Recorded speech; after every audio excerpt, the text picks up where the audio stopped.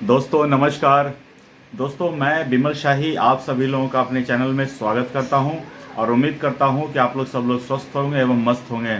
सभी राष्ट्रवादियों और सनातनियों से ये निवेदन रहेगा कि आप लोग मेरे चैनल को सब्सक्राइब कर लीजिए और वीडियो को लाइक एवं शेयर भी कीजिए। दोस्तों 2 दिन से हमारे देश के प्रधानमंत्री श्रीमान Narendra Modi ji back to back nation को एड्रेस कर रहे हैं। कल उन्होंने बुद्ध पूर्णिमा के दिन देश को संबोधित करते हुए अपनी बात रखी और आज वो फिर देश के उन जवानों से मिलने गए थे जो ऑपरेशन सिंदूर में पार्टिसिपेट कर रहे थे और उन्होंने उनके साथ मिलकर समय बिताया और उनकी हौसला अफजाई की, जिसकी इस देश को अभी सख्त जरूरत है। और इसके साथ इन दोनों संबोधन में प्रधानमंत्री मोदी ने देशवासियों को असली बात बताई कि असली बात क्या थी। ये युद्ध स्टार्ट हुआ, फिर अचानक से युद्ध बंद भी हो गया, तो इसके पीछे असली कारण क्या थे, इसकी असली वजह प्रधानमंत्री मोदी ने बता दिया। हमें इधर उधर से सुनने की अब कोई जरूरत नहीं रहे और इसकी कोई गुंजाइश भी नहीं बची, क्योंकि हमें अपने देश के प्रधानमंत्री पर पूरा भरोसा है और होना भी चाहिए। प्रधानमंत्री मोदी के ऊपर भरोसा न कर पाना न करने का कोई वैसे सवाल ही नहीं उठता है। हमें हर हालत में प्रधानमंत्री मोदी के ऊपर भरोसा करना होगा, क्योंकि उन्होंने कह रखा है हम देश नहीं झुकने देंगे। और मुझे लगता है कि वो किसी भी कीमत पर कुछ भी हो जाए वो इस देश को झुकने नहीं देंगे, और युद्ध जैसे स्थिति में तो बिल्कुल भी नहीं। तो दोस्तों आइए समझने की कोशिश करते हैं कि प्रधानमंत्री मोदी ने 2 दिन जो देश को संबोधित किया तो उनमें मुख्य बातें क्या रखी। तो प्रधानमंत्री मोदी ने मुख्य बातें यही रखी कि पहली बात उन्होंने सेना को हौसला अफजाई किया, सेना को उनके अतुलनीय पराक्रम और शौर्य के लिए बधाई दिया कि किस तरह पाकिस्तान के खिलाफ भारत की तीनों सेना, थल सेना, जल सेना, वायु सेना प्लस बीएसएफ, ये सब ने एक मतलब कि सिंक में होकर काम किया। कहीं से कोई किसी तरह का कोई अनसिंक वाली बात नहीं थी।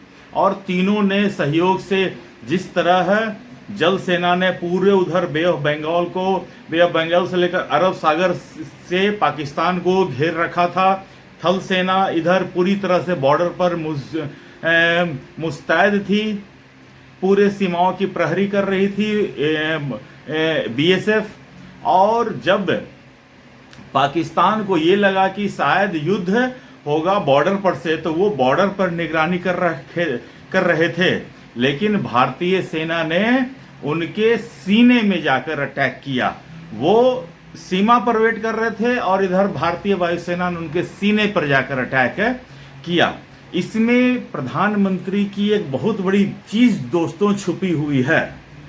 पाकिस्तान के सीने पर वार करना, इसका मतलब ये हुआ पाकिस्तान अब तक सबसे ज्यादा घमंड किस बात पर करता है।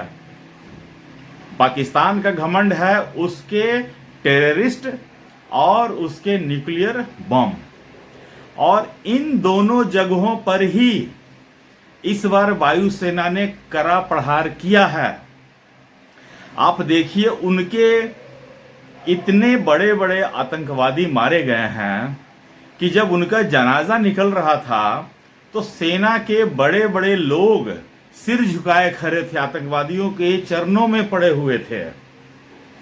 और तो ये तो हुआ उनके बड़े बड़े आतंकवादियों को, जिन्हें ट्रेन करने में पाकिस्तान को सदियों लग जाएगा, मतलब सदियों नहीं तो 10 साल तो लग ही जाएगा वैसा खूंखार आतंकवादी बनाने में।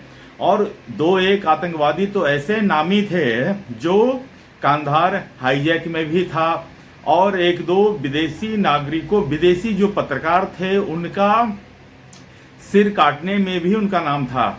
मैं एक्स पर पोस्ट देख रहा था, बहुत देशों के राजनेता जो हैं उन्होंने, जब वो टेररिस्ट मारे गए तो हमारे देश के प्रधानमंत्री को उन्होंने बधाई दी कि ये हमारा वांटेड था, आपने मार दिया, थैंक यू मोदी जी। तो ये तो हुआ पाकिस्तान का एक घमंड चूर। दूसरा घमंड चूर हुआ उसका जो न्यूक्लियर पावर पर अटैक हुआ।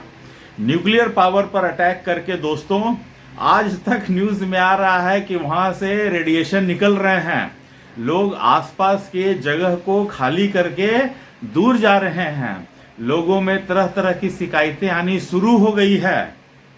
पाकिस्तान का जो दूसरा अटैक हुआ, जब न्यूक्लियर के जो स्टोरेज था उसके ऊपर जब अटैक हुआ, तब जाकर वो बिलबिलाकर अमेरिका के पास भागा कि जब हमारा न्यूक्लियर जो पावर था उसी के ऊपर अटैक हो गया है, तो अब हम इसको रख कर करेंगे क्या, इससे अच्छा तो है कि हम फोड़ ही दें। तो ये जाकर धमकी उन्होंने अमेरिका के राष्ट्रपति को दिया कि माई बाप हम ये बर्बाद हो गए, इससे अच्छा हम फोड़ देंगे। तो अमेरिका वाले भी डर गए, उन्होंने फिर हमारे देश के प्रधानमंत्री को फोन किया, तब जाकर ये समझौता हुआ है।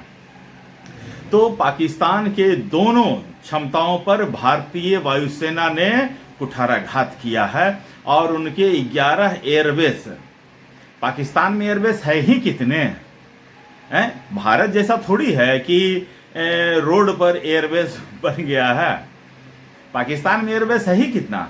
तो पाकिस्तान के 11 एयरबेस को ध्वस्त कर दिया गया है। उनके कई एक ड्रोन जो चाइना से, टर्की से मंगवाया था, बेचारा भीख मांग मांग कर तो सारे हथियार खरीदता है, उसके ऊपर भी हमारे वायुसेना उनको सब ध्वस्त कर देते हैं। उनका फाइटर जेट जिसके ऊपर उसको बड़ा घमंड था, अमेरिका से वो फाइटर जेट खरीदता है, चाइना से फाइटर जेट खरीदता है, और उनके 4 से 5 फाइटर जेट हमारे वायुसेना के जवानों ने ध्वस्त कर दिया, मिट्टी में मिला दिया।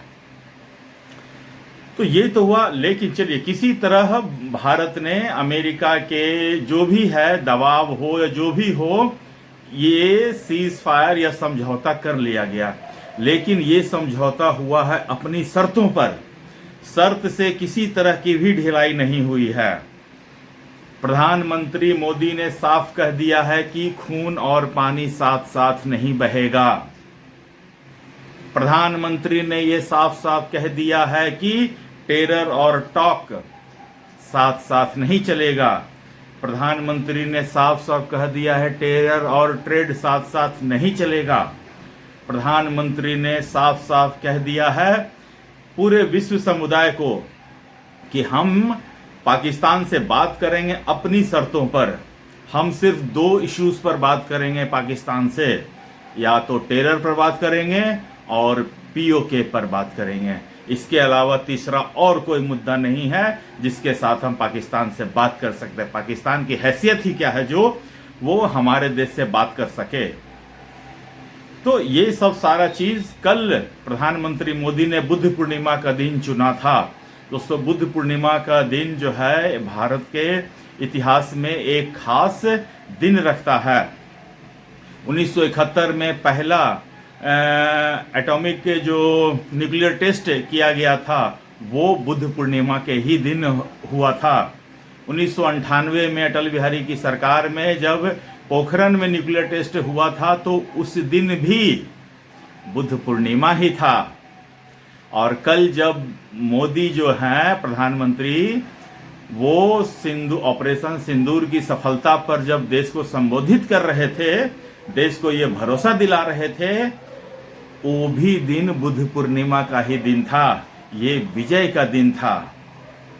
और आज जो है दोस्तों प्रधानमंत्री मोदी जो है उन तमाम सेना के जो लोग थे, सैनिक थे, चाहे वो एयरफोर्स हो, बीएसएफ हो, आर्मी हो, नेवी हो, सब लोगों के बीच में गए थे उनका हौसला बढ़ाने के लिए।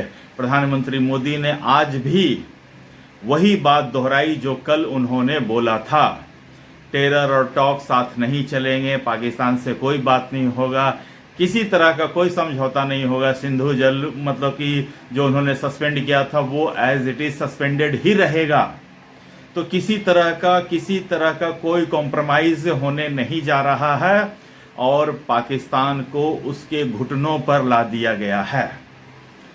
अब दोस्तों मैं थोड़ा सा बात करूंगा पाकिस्तान के लोगों से। पाकिस्तानियों, तुम लोग बेवजह खुश होने के लिए जाने जाते हो, तो तुम लोग खुश रहो भाई। तुम्हारा शाहिद अफरीदी विक्ट्री मार्च निकाल रहा है, काहे का विक्ट्री? तुम्हारे देश के प्रधानमंत्री की एयरपोर्ट पर पैंट उतार कर चेकिंग होता है और तुम किस गलतफहमी में रहते हो पता नहीं। तुम्हारे पास पानी कितना दिन बचेगा पता नहीं, फिर भी खुश रहते हो। मतलब कि स्ट्रेंज है ये। और दूसरा, मैं अपने देश के जो सांप हैं उनसे मैं कहना चाहूँगा, खासकर कुछ ऐसे लोग हैं, जैसे कि मैं नाम लेके कहना चाहूँगा, नेहा राठौर हैं, वो देखिए मतलब कि दोगलापन की हाइट कितनी होती है दोस्तों। भारत में भी इतने दोगले लोग होते हैं, इसकी मैंने कल्पना कभी नहीं की थी। आप देखिए, नेहा जो है, जब प्रधानमंत्री मोदी जब 22 अप्रैल को पहलगाम में घटना हुई, उसके बाद मीटिंग पर मीटिंग कर रहे थे, तो नेहा का खून अंदर से उबाल मार रहा था। पूछ रही थी कि अटैक क्यों नहीं हो रहा है, क्यों नहीं हो रहा है। जब मोदी जी ने, भारतीय सेना ने पाकिस्तान पर अटैक कर दिया, तो यही नेहा सिंह राठौर का खून पानी हो गया। वो कहने लगी कि दोनों परमाणु संपन्न देश हैं, युद्ध को मतलब कि डीएस्केलेट कीजिए, से नो टू वार। उनकी सारी हेकड़ी निकल गई। अच्छा, उसके बाद जब सीज फायर हो गया, तो फिर मैडम जी कहने लगी कि मोदी कायर है। अच्छा, जब इनके पास कोई मतलब कि प्रतिरोध अगर होगा, तो फिर ये रोने के लिए भी आ जाएंगे कि हमारे तो चाचा ताऊ इतने लोग हमारे देश के सेना में हैं। अगर तुम्हारे घर परिवार में इतने लोग सेना में हैं, तो वो जरूर तुम्हारे मुंह पर थूकेंगे नेहा। और दूसरी बात, 500 रुपया अभी तक है या चल ही रहा है उससे, या पूरा जिंदगी उसी 500 रुपया में चला लोगी? खैर दोस्तों, मुझे ज्यादा उन लोगों से कुछ कहना नहीं है। तो मैं अपने तमाम देशवासियों से मैं भी ये कहना चाहूंगा कि अपने प्राइम मिनिस्टर पर भरोसा रखें और हमें इधर उधर की बातों पर ध्यान नहीं देना चाहिए। जो प्राइम मिनिस्टर कह रहे हैं, जो कंफर्म सोर्सेस कह रहे हैं, उनके ऊपर ही भरोसा करना चाहिए। दोस्तों, आज के लिए मुझे इतना ही कहना था। आप लोग अपना ख्याल रखिए, स्वस्थ रहिए, मस्त रहिए। तब तक के लिए जय हिंद, वंदे मातरम, भारत माता की जय।